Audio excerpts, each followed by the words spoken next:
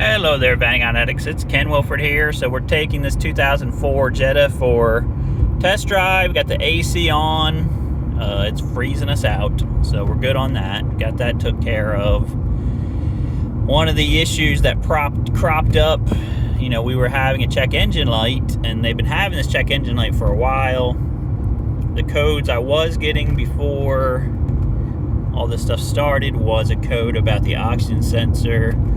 So far that has not came back. Okay, so I haven't really driven it that much, but we did get another code that was concerning to me, which is a code about the ECU. So on these newer cars, they had the ability to actually test their own equipment, and one of the things that the thing tests is the ECU of the car itself to see if it's actually, still good or not good. And so it has this thing where whenever you turn the car off, there's a certain code inside the ECU. When you turn the car back on again, you start the car again, it checks against that code to see if, the memory of the ECU is functioning properly. And if there's a difference between the two values, then it knows, hey, maybe there's a memory corruption or something. So, that was the error I was getting, that, the ECU is having a checksum error, and, you're like, a lot of people, I went online to see what does this code mean. People are like, the ECU is going bad, and the car's warning you ahead of time. So don't be stupid, get another ECU. Again, on a car like this, you have an immobilizer, you have, the key, chip key, and all this other stuff. Change out the ECU is not like it is in a Vanagon. You don't just swap it in 2 seconds, start up and drive away. No. It's like you have to send the ECU and the key off somewhere, get them, resynced and recoded to each other. If you buy a used ECU, you have to have that flashed and everything to the car. So yeah, I wasn't really looking forward to that. But one of my things I suspected was that maybe there was a problem because the battery got a little bit low. So, again, when you go to start the car, your battery voltage dips down. And I have my handy dandy tool over here, VAGCOM.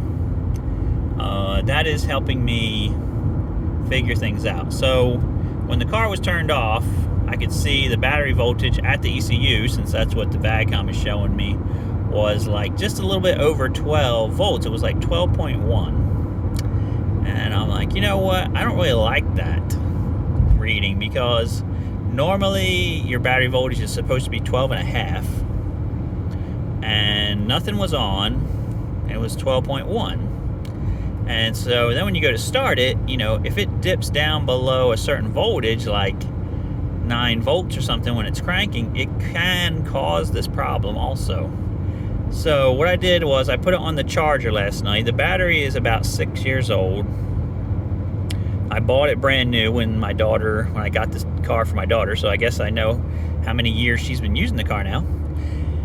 And I think possibly what's going on is that either I think the battery is just deciding to croak. So it's not totally croaked.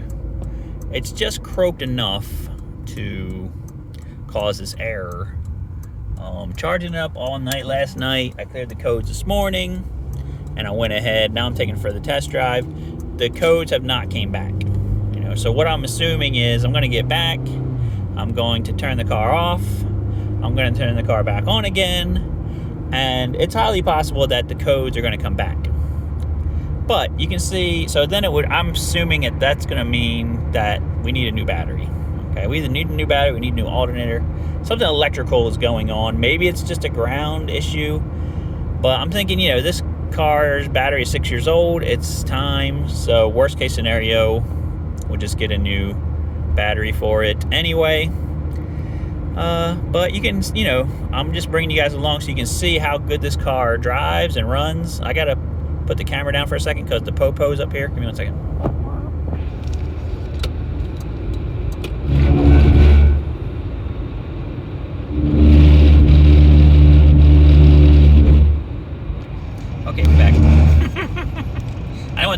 see me that I'm recording stuff while I'm driving because it's probably illegal or something. But anyway, yeah, you can see the car's running great, driving great. It's a very quiet car. AC will freeze you to death, which it did, you know, before we did all this work. So I was hoping it would still be that good. And you know, it's got like a CD player. It's got cruise control. It's got all kinds of nice things to it. I mean, it's a nice car.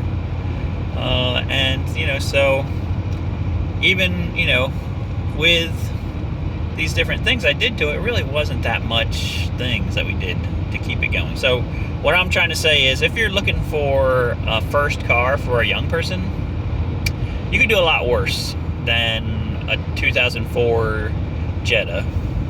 I would not get a TDI. Avoid them like the plague.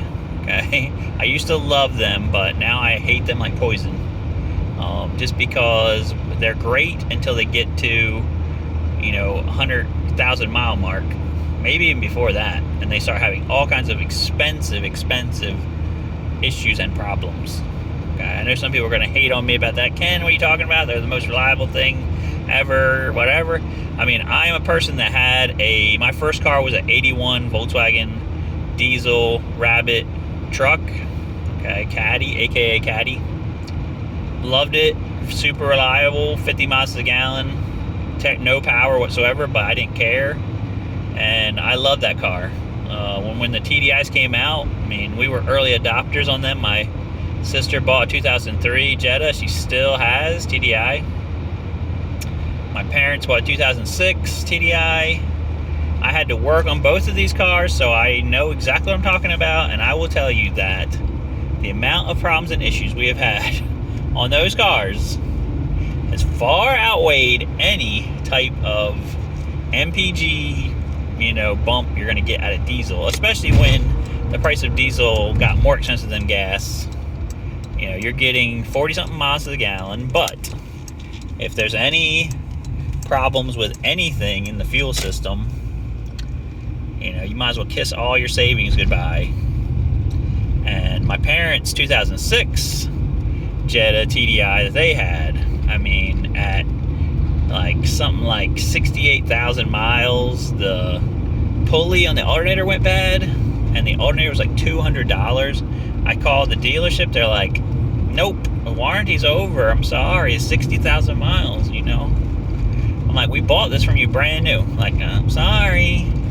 And then at like 70,000 miles, the dual mass flywheel took a, and I had to do that. And then at like, I don't know, 120,000, the robo shifted transmission was acting like that was fixing to take a crap. So, I mean, yeah. I mean, this car, this 2004, I'm telling you, 2-liter non-turbo, has the same engine as they had forever, very similar to the ABA. Has the very similar transmission that they had forever, which was not a robotically shifted manual. It's just a regular automatic transmission. It does have some electronics, but it's very reliable and very old school. So if you are looking for a first car for your child, and you want something that's not going to break the bank, that you're not going to, you know, cry in your tears in your beers every time they scratch it or something like this is good. Okay, especially if you're a Volkswagen enthusiast and you can work on it yourself. It's easy to work on. The parts are cheap. You know, I did the whole front brakes, and it was like barely nothing financial money wise. And so, you know, the most expensive thing I did was the AC compressor and the oxygen sensor. But besides that, I mean, very, very low money. So I'm hoping, guys, we finally got this thing done. It's moving to Lancaster, Pennsylvania, to live with the Amish people. Okay, so I guess that's it. Like, share, subscribe. We're back. I'm gonna look at my buddy over here now that I can not crash and see what's happening.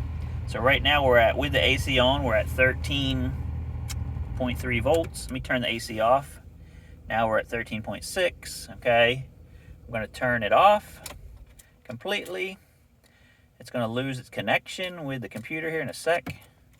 I'm going to turn it back on again. It should, you know, get the connection back in a moment or two, or it may kick me off and then make me come back again, something. And we're going to try to do a restart, see what it's saying here. But I'm thinking the gremlin of this, yeah, I'm going to restart it. The gremlin of this is the battery or the charging system. I'm pretty sure. Yeah, okay. Go back. Oh, it's so hard to see the arrow in the daytime. All right, here we go. They should just make it bright red or something. Yep, so you can see, you know, you connect to this thing, you get to see. Is it going to do it? It was messing with me yesterday. I had to close the whole thing and leave and come back because it would not connect. Yeah, it's not doing it. All right, stop it. Stop. All right, whatever. All right, go back.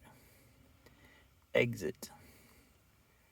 Start it up again. Because yeah, it's just having some kind of heart attack about not connecting or something after it loses connection once. The light's green down there, so it should be fine. I should get a touch screen or something to use with this. I can see the thing. I can't see the dumb arrow. Okay, here we go. Because it usually connects like very, very fast. Alright, I guess I'm going to have to stop filming because it's just not going to do it. Don't ask me why. But that's it, guys. I'll let you know if anything weird happens. I'm turning it off and turning it back on again. Please like, share, subscribe. But I believe we got this one licked. And we will see you guys on the next video. Okay? Talk to you soon.